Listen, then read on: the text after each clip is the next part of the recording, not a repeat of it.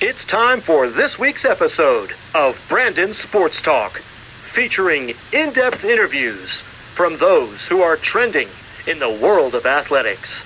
And now, here's the host of Brandon Sports Talk, Brandon Pate.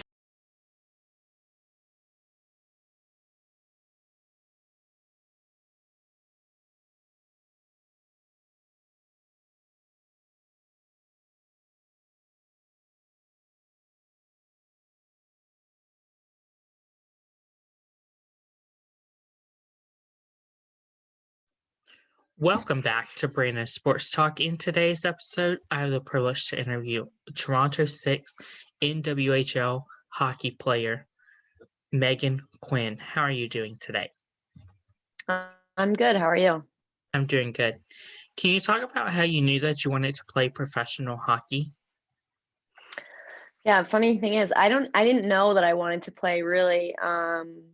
It's just not something that was really public when I was growing up. I feel like I didn't really know it existed.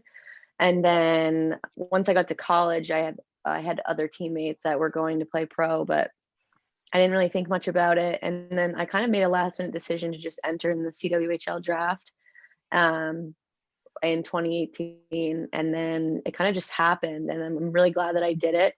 And then the league folded, so then I kind of hung them up for a year, and I thought I was done, but then I just joined the Six halfway through the season, and no regrets. What was your college experience like at Syracuse University? I love everything about Syracuse, the campus, the program. I had a really good time with really great teammates. And just I think it was really a good fit for me. Just like the size of the campus and the dynamics of the rink. I mean, not a lot of people like the Syracuse rink. It's very public vibes, like it's not privately owned or anything, but I like it. It feels homey. So I had a really good experience and a great 4 years. What was it like getting drafted into the CWHL before it folded?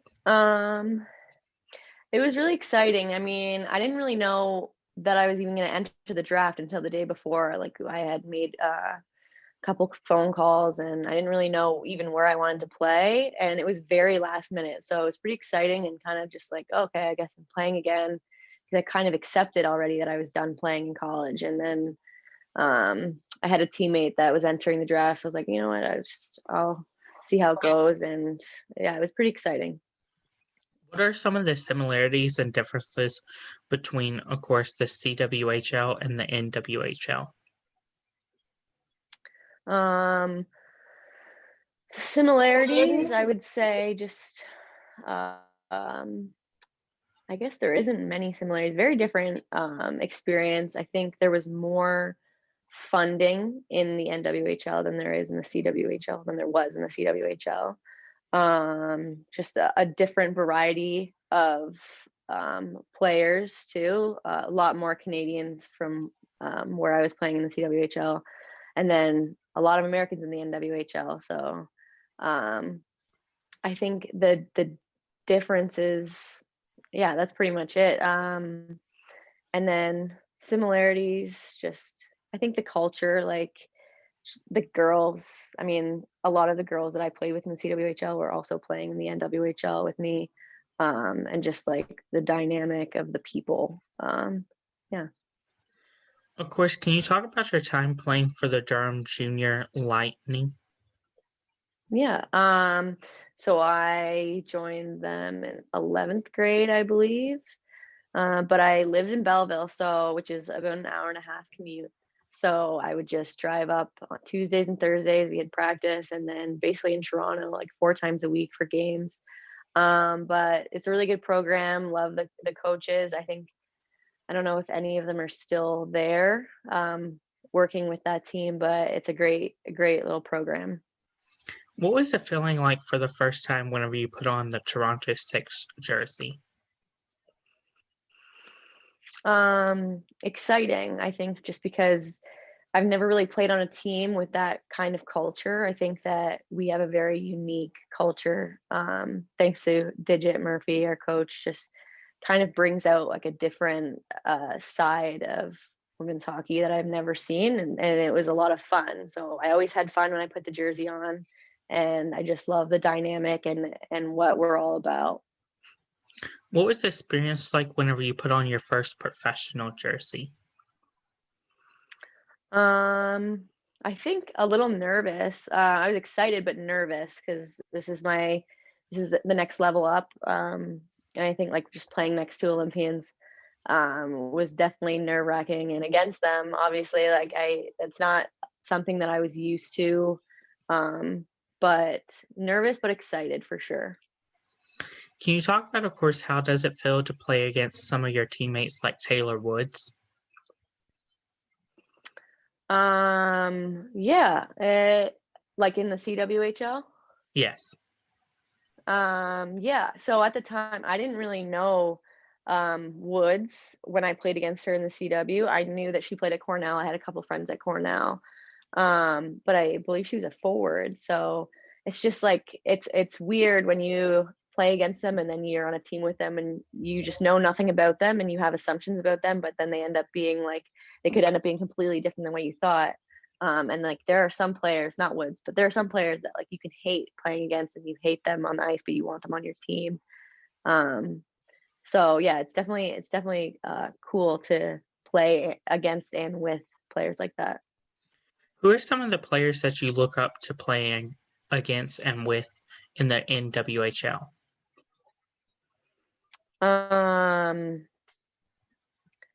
Michaela Grant Mentis. I think like Bucky on our team, like she's like phenomenal. I think she's so underrated. So it's really I've never seen someone with like such a vision on the net. She can just put the puck in. And I didn't even know like who she was really until I got to practice like my first day, and she's like blowing by people and I'm like, who is this girl? Like I just feel like she's so underrated and like deserves a lot more credit. So that's definitely somebody that I like to play with and look up to as a player. Obviously, she's very successful.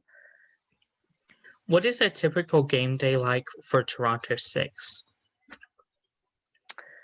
So usually we show up the rink 2 hours early, and we're all kind of on our own schedule. So like, we might have power play meetings, penalty kill meetings, defense forwards kind of split up, and then we're kind of on our own, like however anyone wants to prepare. And we all have our different superstitions. You know, there's a group of us that play soccer. Some of us are playing spike ball, and then we start a warm up, and then kind of get into game mode. But definitely fun vibes, like lots of dancing, lots of like hyping each other up, just lots of music, and it's really fun. Can you talk about some of your game day rituals that you have? I usually follow the same kind of pattern, not overly superstitious, but I do like to get to the rink, put my warm-ups on, and then tape my stick. And then after I'm done taping my stick, I'm kind of free to do whatever. I do like to go join the soccer circle just because spike ball is just way too intense for me. The spike ballers are just, I'm not good enough to play that. So usually a little bit of soccer and then just warm up, and then nothing really after that, just kind of go with the flow. I try not to be too superstitious just in case I can't get, like, I know I played with a girl who had to do like 17 catches of her ball, like a goalie, like had to make 17 catches in a row with, like, that just stresses me out because I'm like, if I can't do it, I don't have enough time. I try and be very flexible, very free flow. What was it like playing in Lake Placid during the Isabel Cup? I've never been to Lake Placid. That was my first time, so I had zero expectations on I've heard great things. I just didn't know, but definitely a beautiful place. I wish that we could have explored it. I know that we were pretty locked up there just because obviously the circumstances of COVID, but we did get to walk to the rink every day because we didn't have a bus. So we would walk and we just kind of get to sightsee as we went, but very cold, but nothing that I'm not used to. But yeah, it was a great experience despite everything that happened. I had a good experience there, and I would go back. Can you talk about the time, of course, playing during COVID and what that was like playing in the bubble? Yeah. I didn't really know what would happen. I figured that teams, like, there's no way that someone's not going to come in here, either been exposed or something, like already had it or what. Like, I know a lot of the Toronto girls, like none of us have had really had it. So I didn't really know what to expect.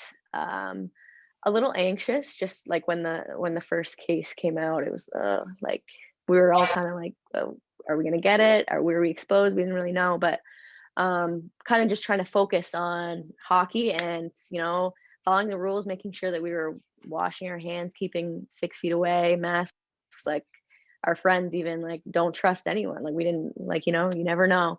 But it was a good experience. I think it was bound to happen that something's gonna, that's a lot of planning.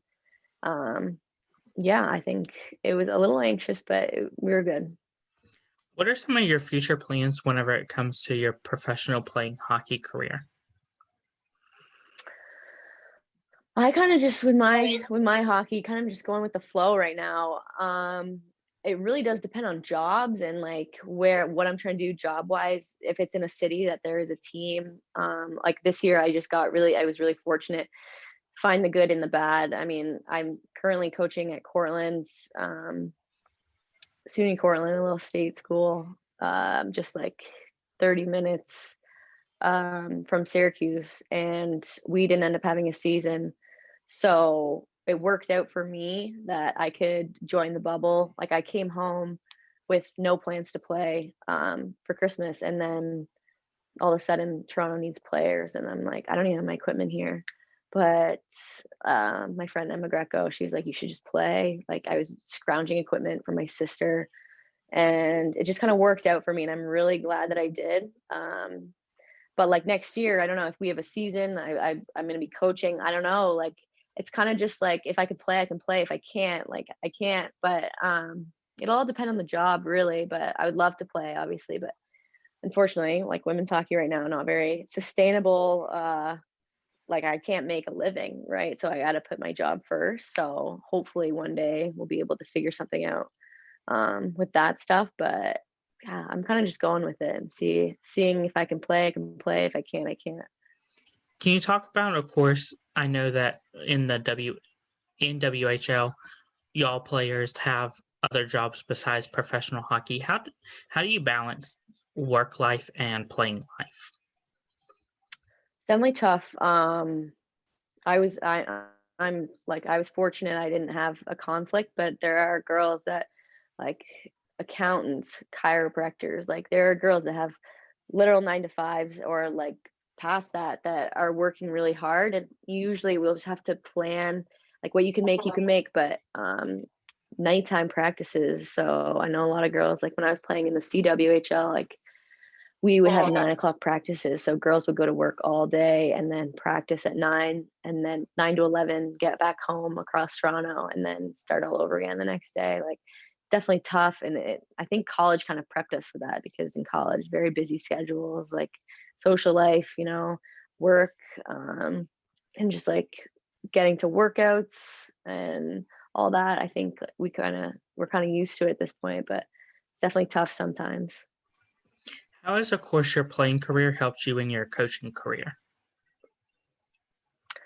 I think definitely having both perspectives now, like when I'm as a player, like I know certain situations where, okay, this is what they could be thinking, or, players read into a lot of things that coaches do. And now I've just kind of learned, like, there's really like some of the things they do is just like, they're just doing it. They don't even know they're doing it. Like your kids read into stuff.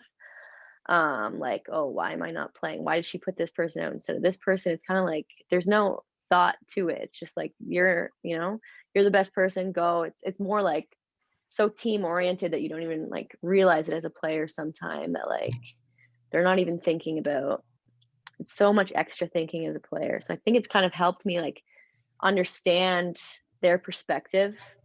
And even as a player, like when I came back to be playing for the Six, I had a year of coaching, and I'm kind of like, okay, now I know, like I understand a coach's perspective, like this is why they're doing what they're doing, or like there's no thought to it, like don't overthink anything. So definitely with the mental part of the and just understanding the roles and like why we do certain things as players, why we do certain things as coaches. So that's definitely where I've had the most help. What advice would you give upcoming college players looking to make it into the professional hockey? I think continuing to work hard at the college level and not doubting that you can't play at a higher level, even if maybe you're not as successful in college or if you don't play a lot in college. There's definitely room for you somewhere. Like, for example, like Julie Allen came out of retirement. Like, she's 33. She was done. She hasn't played. And she kind of came back, and like her role was so important, even though like on paper, on the game sheet, you can't really see it. But like culture wise, she knew her role and like just kind of created such like a good dynamic. So not necessarily like skill wise or any sort of talent, but like who you are as a person is more important, I think. And just like developing your character. And I think that's like one of the most important things about the next level is just like your personality and like your ability, but more, the culture. What advice would you give upcoming professional hockey players that are currently playing and future players? I think just kind of focusing on you, and just, I think a lot of the times people think they have to just be hockey, hockey, hockey, hockey, especially as kids. Like, I think what made me like athletic is playing other sports, like being more dynamic and like other things, like playing soccer, running track, doing whatever, like being active in all aspects, just because like, you're a kid and you want to have like you want to be a kid. And I think that that's really important for kids and young players to be, dynamic in all aspects. So I think just focusing on you and definitely just, in the weight room, getting better, but also just like character development as well. So I just think really just pushing forward and not letting other people tell you where you will and won't go in the future, and just see how it goes. That's great advice. Where can my listeners find you at on social media? On Instagram, it is Meg Quinn with an underscore at the end. And then Twitter, it's mquinner14. Thank you again, Megan Quinn, for your interview, and best of luck in your future with Toronto Six. Thank you. You can find Brandon Sports Talk on Facebook at Brandon Sports Talk, Instagram at Brandon Sports Talk, Twitter at Hawk_Brandon, and you can find me on YouTube at Brandon Sports Talk. Don't forget to like, comment, and subscribe. Thank you again, Megan Quinn, for your interview, and best of luck. Thanks. You've been watching Brandon Sports Talk. Please feel free to like, share, and subscribe to Brandon Sports Talk on social media and on YouTube.